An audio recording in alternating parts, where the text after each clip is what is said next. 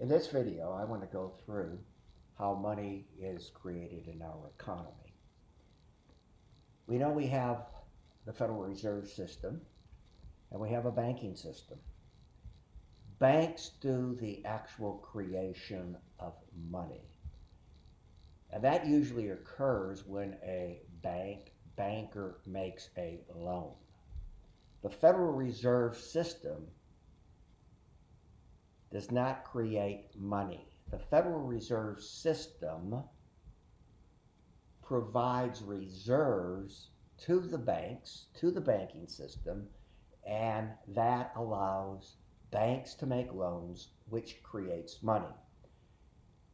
So when we think of money, we're thinking of money from the very narrow definition of M1. For this week, I went through and I delineated M1, M2, M3. But from our purpose here, about the creation aspect, I am focusing in on the very narrow definition of money. Okay, M1.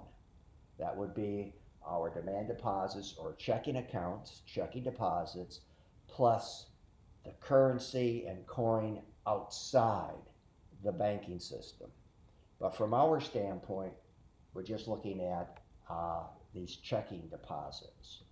So, number one, the Federal Reserve System does not create money. The Federal Reserve System provides reserves through the banks, to the banks, by buying government securities through the Federal Open Market Committee. The banks, with these reserves, takes these reserves and they will make loans, which creates money. Now that is the link.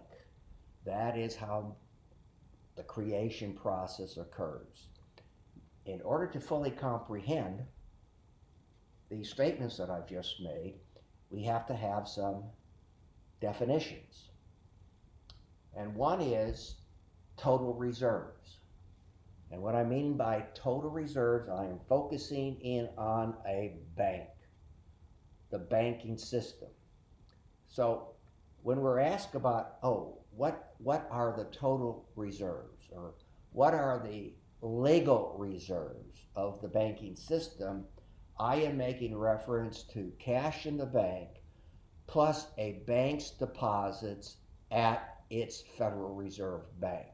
Those are considered legal reserves. There's another requirement, and that is a term that we refer to as required reserves.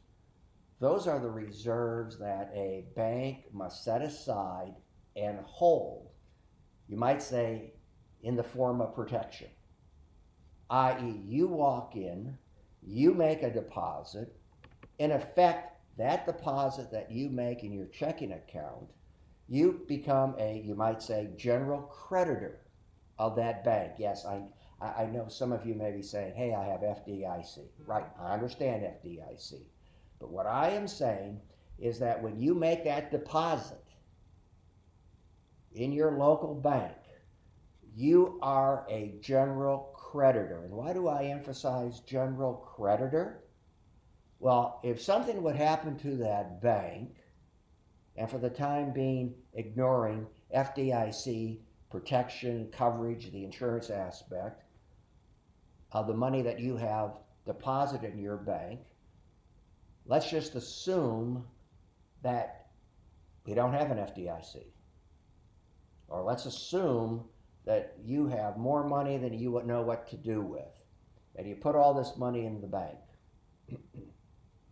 And of course, we do know there are some limitations on the insurance aspect. I don't want to digress that way. I'm just assuming that when you make a deposit, you are a general creditor. As a general creditor, if something would happen to that bank, it goes into bankruptcy. The bank has to foreclose. The bank, you might say, forecloses on itself. When are you going to get your money back? Well, you're a general creditor.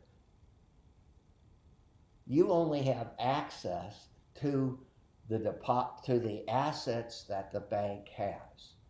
So really, from the standpoint of the banking system, required reserves are very, very important because, in other words, for every deposit that comes in, the bank will have to set aside a specific reserve.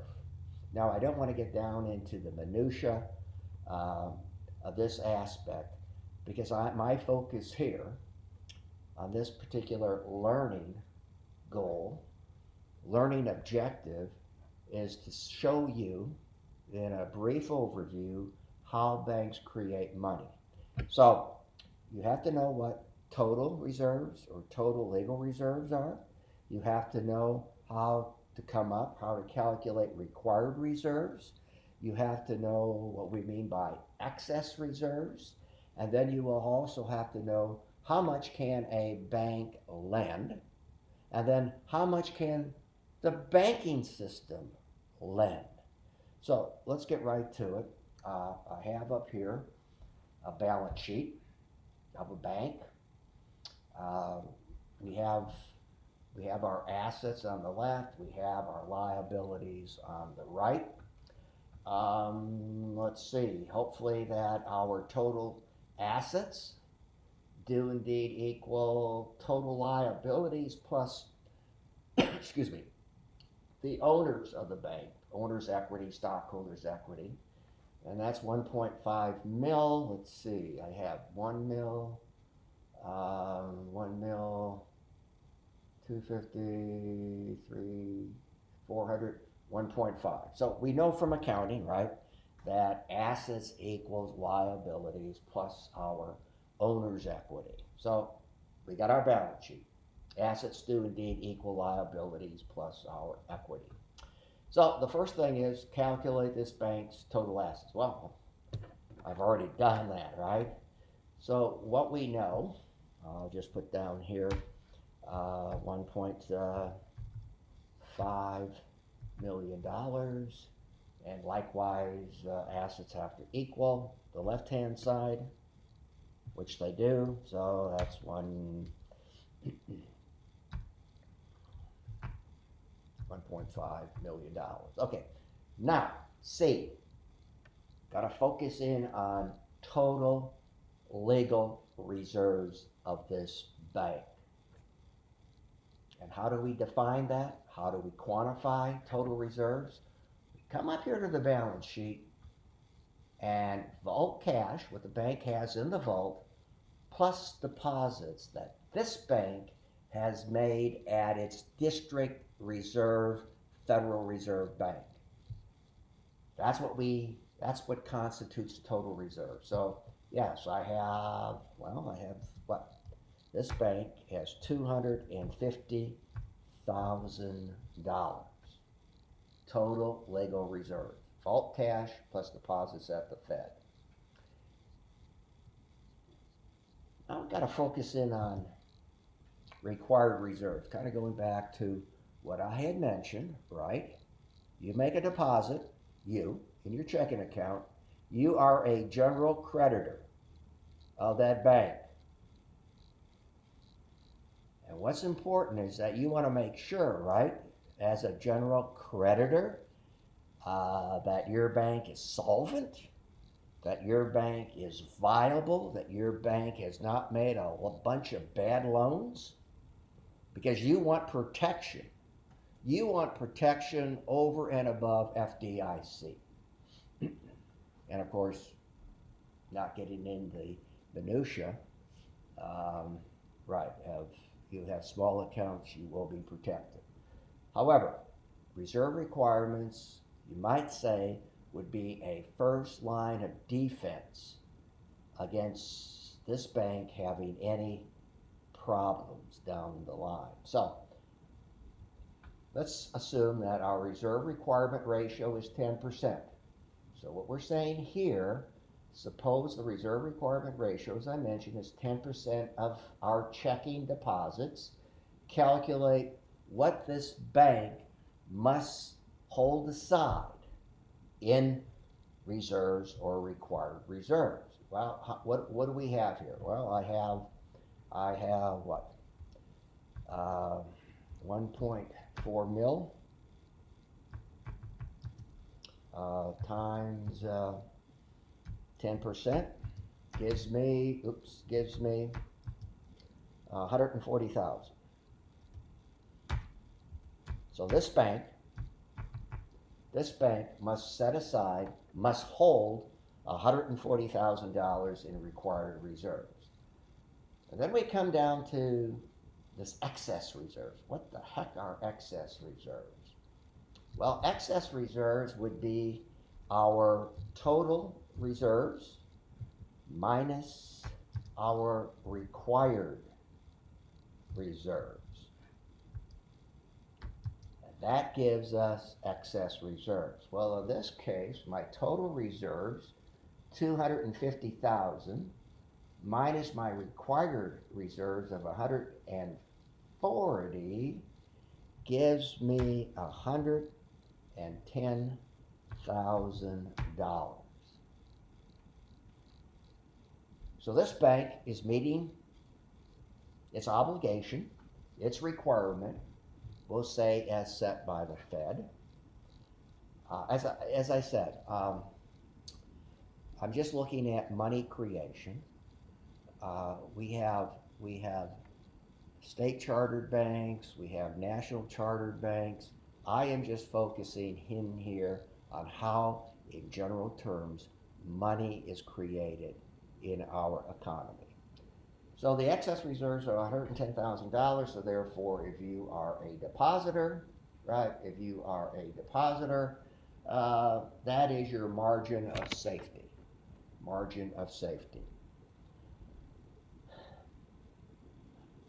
How do we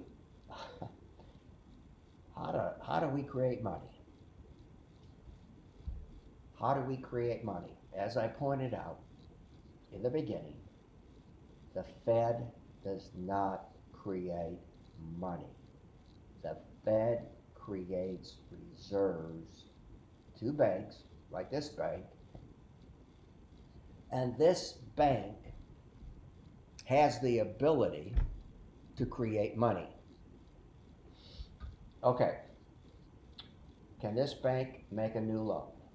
Before I get to that creation, and can it make a new loan? Yeah, it can make a new loan, can it? Right now we have loans up here of 600,000. I could make a new loan. Why can I make a new loan? Well, because I have excess reserves. I have excess reserves of $110,000. So first of all, yes. Why or why not? Well, yes, because I have excess reserves. If so, how much of a new loan could this bank make?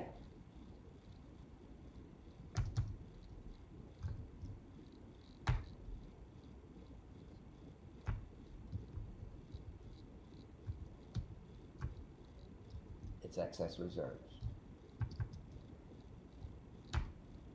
$110,000.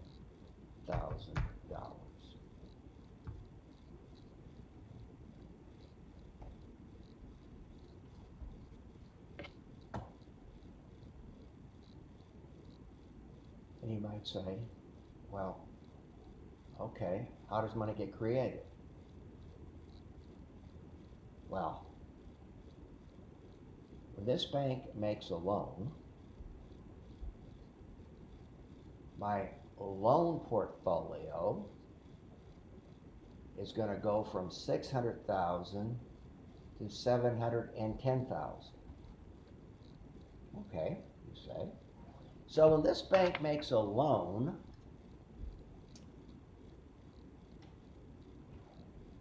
how is it going to make a loan to you? What is it going to do? Well, it's going to do one or two things. If you have a checking account, it's going to credit your checking account for what? $110,000. If you don't have a checking account, the bank will give you a checking account. Now let me repeat that. As I just pointed out, as I just pointed out, we have excess reserves of $110,000. The bank can make a loan because it has these excess reserves. Now, where I'm going with this is that with these excess reserves of $110,000, it can make you a loan. So the loan portfolio will go from $600,000 to $710,000. It's going to give you a checking account if you don't have one, or if you do, it's going to increase your checking account balance by $110,000. Therefore, if we want to know what the money supply is, previous to this transaction, the money supply, if we are ignoring any cash or coins outside the bank, right, M1 is checking accounts, checking deposits, plus coins and currencies outside the bank. We're just saying there aren't any. So my M1 would be 1.4 million. When I make that loan, I'm increasing your checking deposit or giving you a new checking account. So my money supply has gone from 1.4 million to what? 1,510,000. Money supply has gone up. Money supply has gone up. Now, a question usually comes up.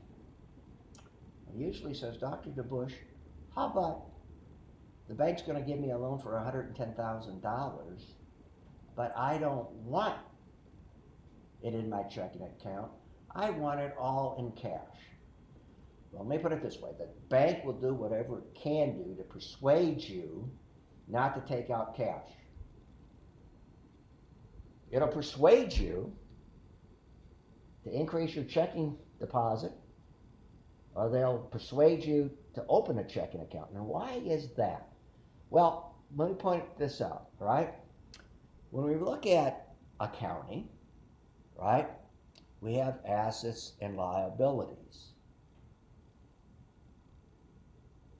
If I increase something, I must decrease something else on the asset side. My assets and my liabilities must always equal. Let me say this. We're going to make a loan for $110,000 right here, right? And I think everybody can see when I make a loan, right, my loan portfolio is going to go up, right? It is going to go up by $110,000. If you needed cash and wanted cash, that cash is going to have to come from the vault. Wait a minute. You're going to take all my cash. You're going to take all the bank's cash. Plus, the bank is going to have to get $10,000 from the Fed. So that would leave what? Legal reserves of not with 250, but with what? $140,000. Would the bank still be okay after that so-called cash transaction? Well, my checking deposits are still 1.4 mil, right? But if you take that cash, I only have 140,000. Wiped out the 100 grand, you took it out of the bank. I had to immediately go to the Fed and get $10,000 in cash. So that leaves me with $140,000 in legal reserves. 10% times 1.4 mil is what? 140,000. I'm okay. I don't have any excess reserves. That's why the bank makes a loan, it's going to credit a checking account. Now the bank fully realizes that you got a loan, you're going to go out and spend it, but you're not going to spend it today. So it's still going to have $250,000 in reserves today when you walk out the bank because you haven't cashed the check yet. So when we focus in on the bank and only the bank, it will only make loans up to its excess reserves. Now, let me come here real quickly. There's a multiplier effect. Oh boy, that multiplier again. The multiplier that you had we talked about the Keynesian economic multiplier. We got a multiplier here when it comes to the money multiplier. And what is the demand deposit multiplier or the money multiplier? How do we determine it? We simply take the reciprocal of reserve requirement ratio of, in this case, 10%. Okay, which equals what? 1 divided by 0.1, which is 10. So why is that significant? It's significant because now I'm looking at the potential creation of money of the banking system, not the singular bank that we just got done going through. The single bank will only make loans, we'll say, to its excess reserves, but the banking system can make loans, whatever that multiplier is, times excess reserves. So in this case, the multiplier is 10, right? Reciprocal of my reserve requirement ratio times what was my excess reserves? 110,000. So the banking system in its entirety, it goes back to the same thing. Remember the Keynesian economic model? I spend $1, you receive $1, and based upon your MPC, you're going to spend whatever that MPC is. Somebody's going to receive it, and there's going to be a multiple effect. It's the same thing here in the banking system. When somebody takes that $110,000 that I made a loan to, that individual is going to spend $110,000. Somebody's going to receive it. They're going to put the money in the bank. And the bank, from that deposit, is going to have excess reserves, and they're going to make an auto loan. That's what I'm talking about. There's a multiple expansion. So when I do that, right, I'm going to get 10 times whatever the excess reserves happens to be. So this would be, I believe, what, $1 million would be the potential increase in money supply for the for the economy. A lot of money, and that's the potential. So we have the potential for an individual bank, its excess reserves. We have the potential for the banking system, which is excess times that money multiplier.